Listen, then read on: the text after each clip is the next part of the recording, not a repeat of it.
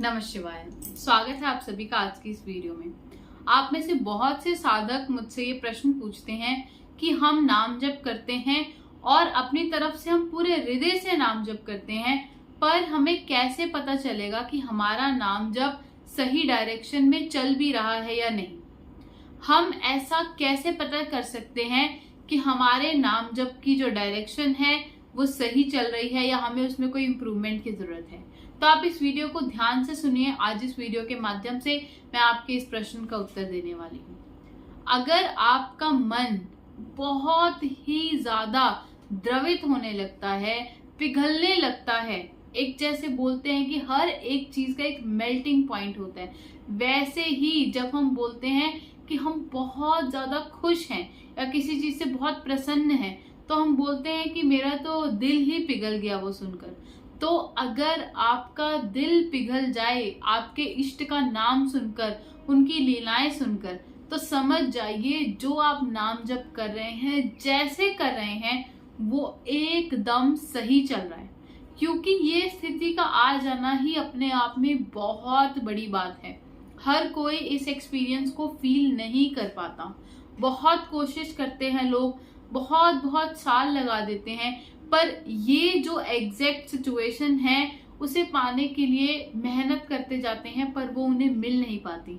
और अगर आपको यह मिल रही है तो आप भगवान का शुक्रिया कीजिए, उनसे धन्यवाद कीजिए, प्रार्थना कीजिए कि हे भगवान धन्यवाद, आपने मुझे ये स्थिति दी, आपने मेरे दिल को इतना पवित्र कर दिया कि वो आपका नाम सुनकर ही इतना खुश हो रहा है। और अगर आपको उनका नाम सुनते ही आपके इष्ट की एक छवि दिखाई देती है, वो छवि जो आपने शायद कभी कहीं देखी भी ना हो, शायद कभी इमेजिन भी ना की हो, क्योंकि हम जिसे भी प्यार करते हैं, जिससे भी हम सच्चे दिल से चाहते हैं, आप एक बात का हमेशा ध्यान रखिए कि उनकी कोई ना कोई एक पर्सनल मोमेंट आपके साथ होती ही है, जिसे आप सोच कर बहुत खुश होते हैं। वैसे ही जब आपका नाम जब बहुत अच्छे से चलने लगेगा तो आपका आपके इष्ट के साथ भी वैसा ही प्रेम बनेगा। और जब वो प्रेम बनेगा तो एक ऐसी छवि होगी जो शायद संसार में किसी ने नहीं देखी होगी। आपके इष्ट कोई भी हो, चाहे वो कृष्ण हो, राधा हो, शिव हो, काली हो, जो भी आपके इष्ट हैं, वो ऐसा कोई चित्र होगा जो किसी मंदिर में नहीं होगा, कहीं पर आपने उसे देखा नहीं होगा। बस वो ऐसा चित्र होगा जो आपके हृदय में बसा होगा। और जब भी आप आंखें बंद करेंगे, अपने इष्ट को याद करेंगे, तो वही चित्र आपको आपकी आंखों के सामने दिखेगा। समझ लीजिए ये भी एक बहुत बड़ा प्रमाण है कि आपका नाम जब एकदम सही डायरेक्शन में चल रहा है। और इसके अलावा अगर आपको ये फील होता है कि आप पहले तो नाम जप को बहुत ज्यादा पुश करते थे अपने आप को करने के लिए कि मुझे नाम जप करना है, पर अब आप जप को कोई पुश नहीं करते। आप कुछ भी काम कर रहे हैं, आनंद से नाम जप अपने अंदर चल ही रहा है। आप कुछ भी काम कर रहे हैं, किसी से बात इवन कर रहे हैं, तब भी बैक ऑफ योर माइंड सिर्फ और सिर्फ भगवान का नाम चल रहा है। तो आप समझ जाइए कि आप एक बहुत अच्छी स्थिति में पहुंच गए हैं, जिसमें पहुंचने के लिए बहुत से साधक सालों साल तपस्या करते जाते हैं, फिर भी उन्हें वो नहीं मिलता। आपको मिल चुका है तो आप बस धन्यवाद कीजिए। और अगर किसी साधक को ऐसा लगता है कि शायद ये जो चीज है पर्टिकुलर वो उसे फील नहीं हो रही, तो उसके लिए मैं आपको एक यहाँ पर टिप भी दे देती हूँ।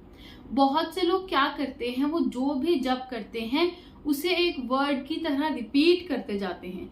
अगर आप उसमें एक छोटा सा चेंज कर लें, सिर्फ आप उसे एक धुन की तरह, एक लय की तरह गाने लगें, जैसे कि कोई भजन होता है, अगर आप उस धुन में गाने लगें तो आप देखेंगे कि बहुत जल्दी वो जो सेम धुन है वो आपके अंदर चलने लगती है। आप ये समझ लीजिए कि जब भी आप कोई गाना सुनते हैं तो उसकी धुन कैसे आपके अंदर बैठ जाती है। आपको चाहे उसके लिरिक्स याद हो या ना हो, बट वो जो धुन है उसको आप गुनगुनाते रहते हैं क्योंकि आपको अंदर से अच्छा लगता है। वैसे ही जब आप नाम जप को एक धुन में करेंगे तो आपको उसकी आदत भी पड़ जाएगी, बहुत जल्दी आपके अंदर वो चलने भी लगेगा और फिर आपको कोई पुश नहीं करना पड़ेगा, वो एक धुन में आपके अंदर बस चलता ही जाएगा, चलता ही जाएगा। तो आपको उससे बहुत ज्यादा सहायता मिलेगी।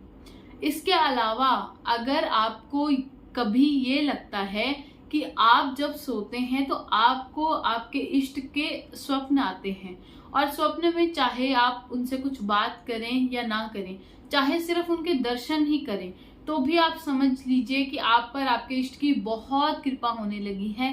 आपने बहुत अच्छे कर्म किए हैं, या आप जब को बहुत ही अच्छी तरह से कर रहे हैं कि आपके सब प्रारब्ध कटते जा रहे हैं, तभी आपको इष्ट के दर्शन होंगे स्वप्न में।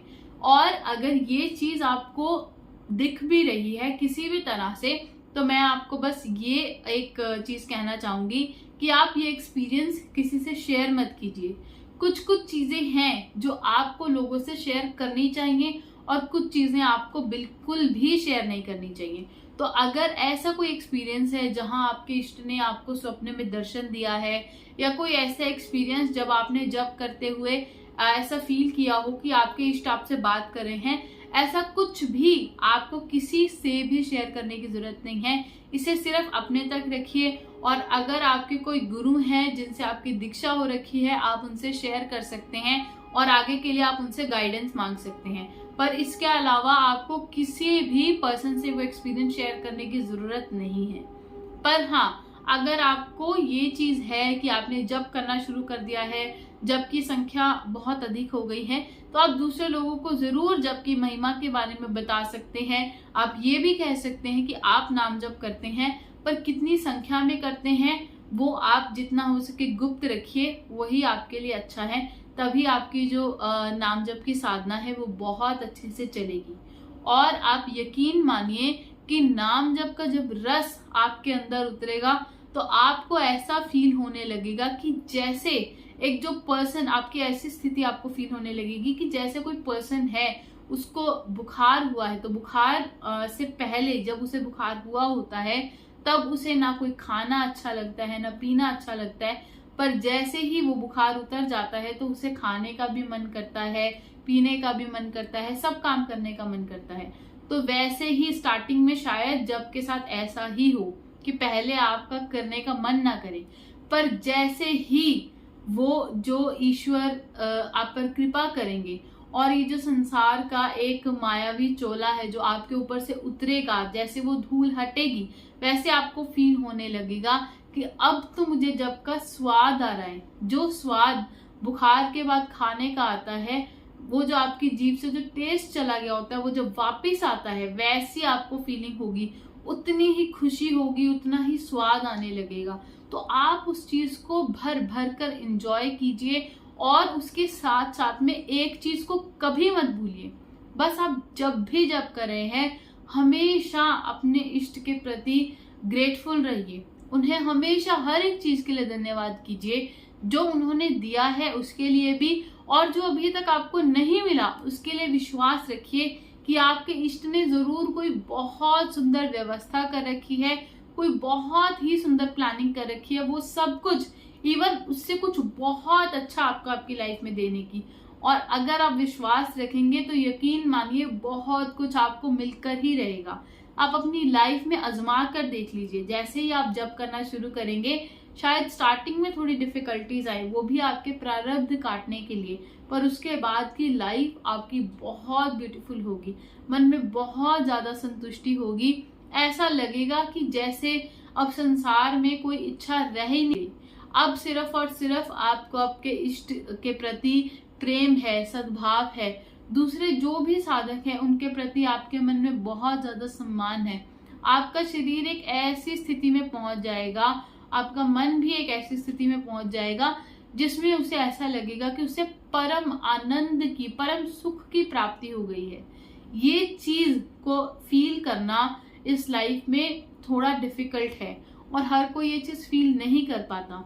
सिर्फ और सिर्फ जो नाम जापक है, जो साधक है, वही इस चीज को फील कर सकता है। और अगर आप करना चाहते हैं इसे फील, तो बस नाम जप करते चले जाइए, इष्ट पर विश्वास रखिए, फिर देखिए आपकी लाइफ कैसे चेंज होती है। धन्यवाद। हर हर महादेव। जय हिंद, जय भारत।